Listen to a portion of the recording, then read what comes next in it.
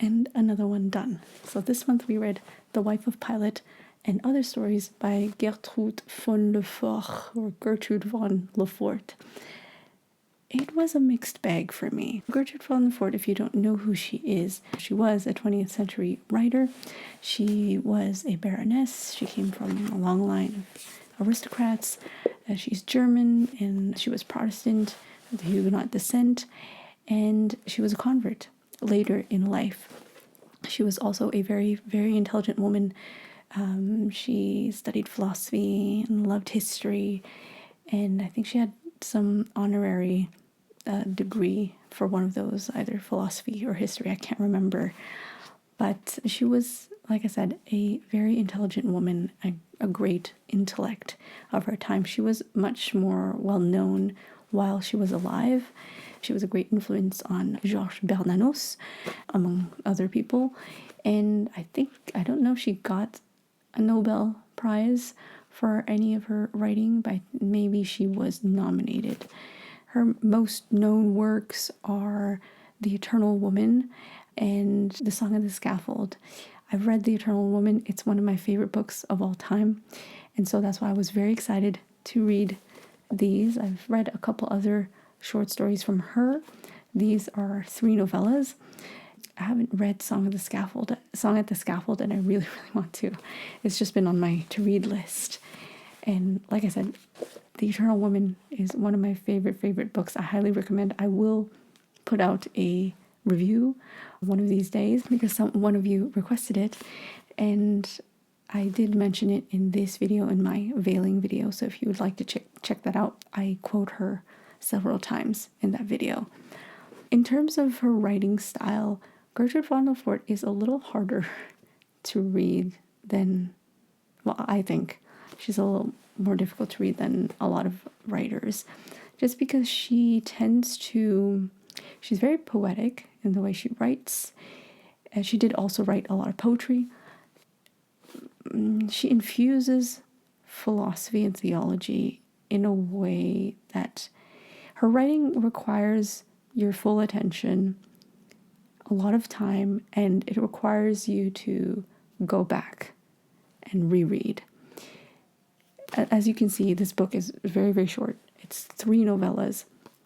And just like with Eternal Woman is like this big. I think it's like 100 pages or something like that. But even though they're very, very short, they require a lot of work from you. But not in a bad way. It just requires deeper thinking and just effort in reading because of the nature of her writing. These are 3 novellas, and they are all historical fiction. Hello, and welcome to July. We're in July. We're a little more than halfway through the year. If you'd like to join me in reading the next 6 books for the rest of the year, please do. You just have to sign up below. Next month, we're actually reading the Brothers Karamazov, right? I mean, we're all going to go on vacation, so why not? So if Brothers Karamazov has been on your TBR list and you really want to, tackle this one with, other people, go ahead and sign up in the description below. I would love to have you with us. We meet once a month.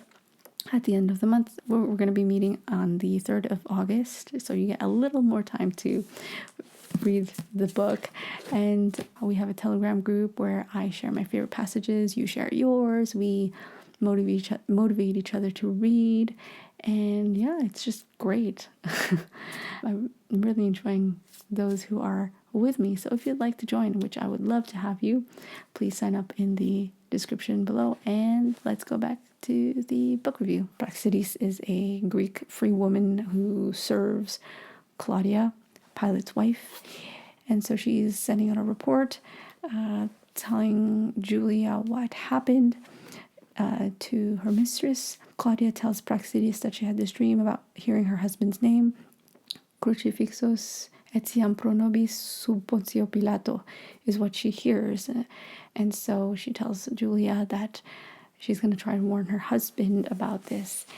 And her Claudia's relationship with her husband is a little strained. They don't have any children. Her beauty is waning, and it's just not going well between the two of them. And her husband is set on making the empire his whole life. So eventually she tells him about her dream. He doesn't listen to her, as you know in the story. And then Praxedis talks about how her mistress, how Claudia goes out and sets out to have a conversion, to get converted, to be baptized, and it doesn't go well. And yeah, it's basically her journey. I really like it because it's a meditation on what it must have been like for Claudia, first of all, but also for a normal person, a Gentile such as Praxedis at that time, having to witness all that was going on. The second story is Plus Ultra. So Plus Ultra was the motto of the Spanish Empire, which meant further beyond.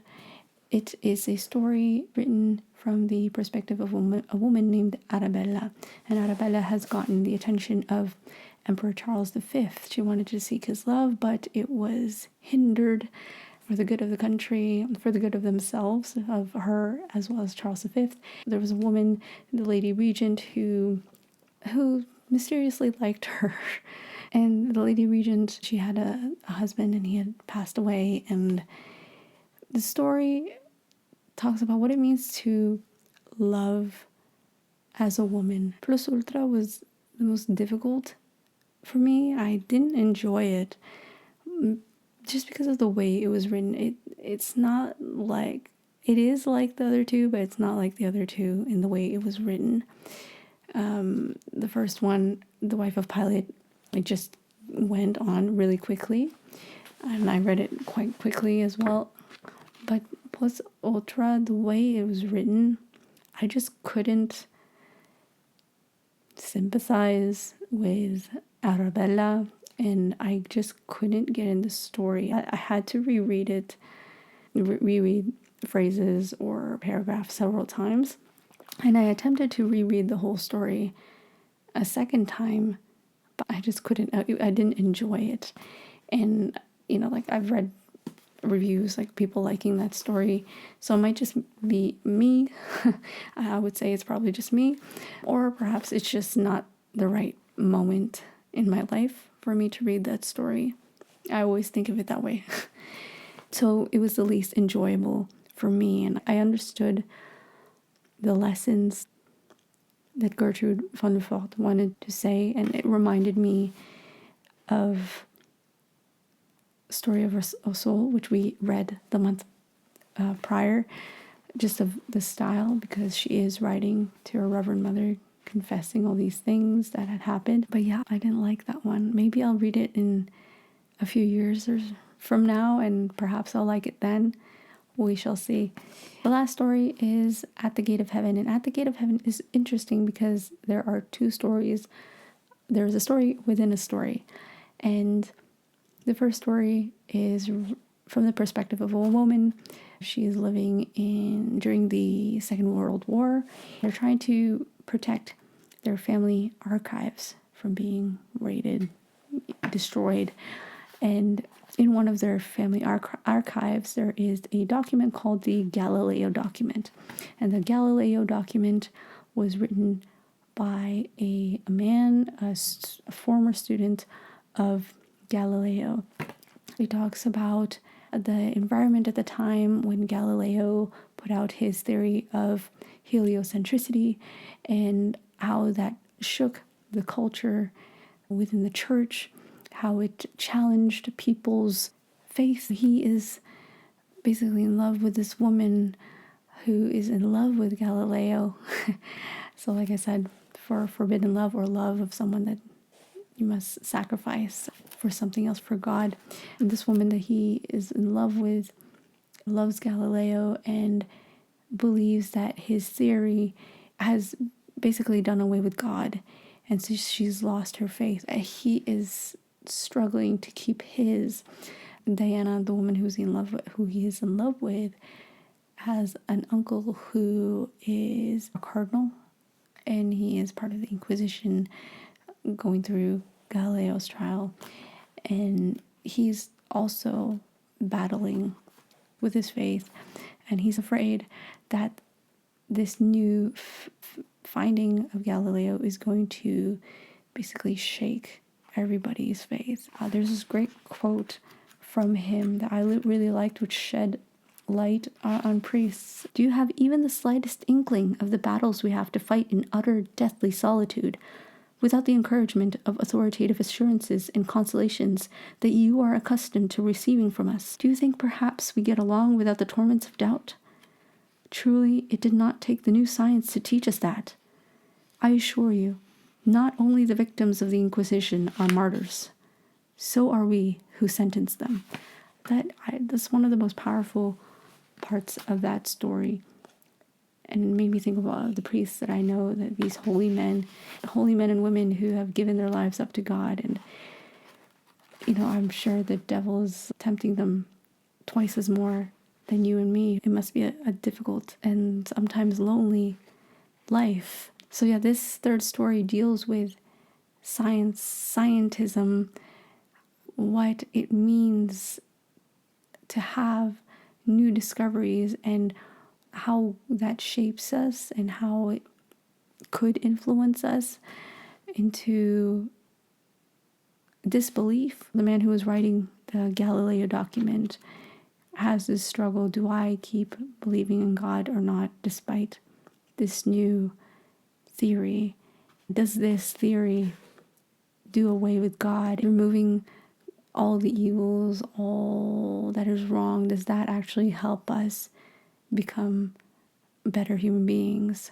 Or is that struggle part of the reason why we grow in our faith? Someone in the group, in the book club, added that they said that it reminded them of Corinthians 13:13. So faith, hope, love abide, these three, but the greatest of these is love, because all three of those things do play in each of these novellas: faith, hope, and love.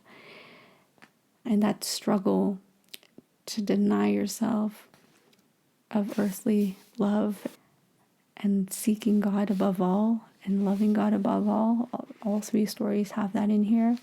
Each story has the idea of what it is like to love as a woman, that it is more veiled, it is hidden, not seen, and the way we give our love always requires sacrifice, but in a different sense than that of a man. She does go on. This is what I mean when she puts philosophy in there and theology in there, and you don't have to look for it. It's just she wants you to think about it. So yeah, I did enjoy two of them, 2 out of 3. It's not bad.